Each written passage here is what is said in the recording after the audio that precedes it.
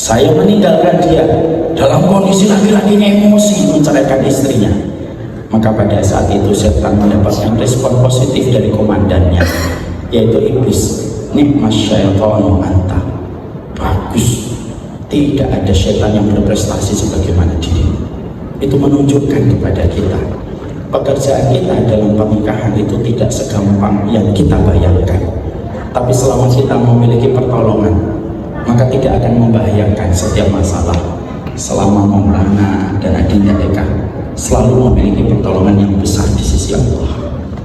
Oleh karenanya, inilah yang menjadikan kita paham, tidak ada bekal terbaik sebelum pernikahan dan ketika kita baru menikah kecuali ilmu. Karena sesungguhnya kita banyak memiliki blind spot, kita banyak memiliki titik buta dalam pernikahan. Kenapa Cristiano Ronaldo masih butuh pelatih? Karena Cristiano Ronaldo memiliki blind spot yang tidak kelihatan ketika merumput, kecuali yang bisa melihatnya adalah seorang pelatih. Kenapa Messi masih membutuhkan pelatih? Karena Messi tidak bisa melihat blind spot pada dirinya kecuali pelatihnya. Sama, kita manusia itu memiliki banyak titik buta, terutama ketika baru menikah. Maulana masih dibilang umurnya di bawah 30 tahun. Adinda Eka juga usianya di bawah 30 tahun. Banyak sekali blind spotnya.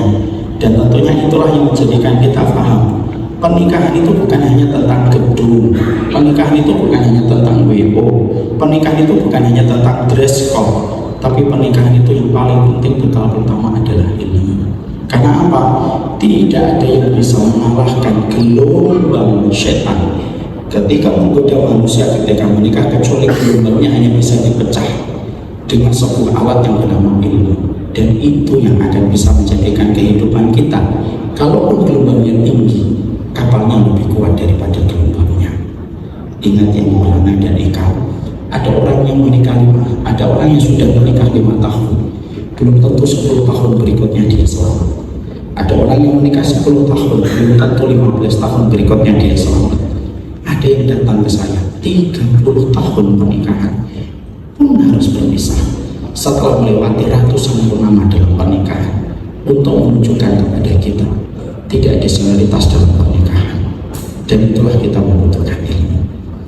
Saya sebenarnya menyampaikan ini agak berat, karena saya juga masih struggle dengan pernikahan.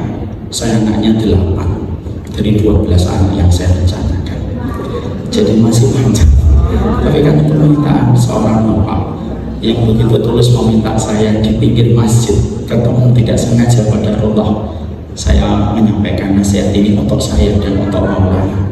Maulana ini saya lihat wajahnya orang baik, dan semoga begitulah perasaan kita insya Allah. Dan semoga Adinda Eka insya Allah jatuh pilihannya tidak salah. Setidaknya ada beberapa alasan.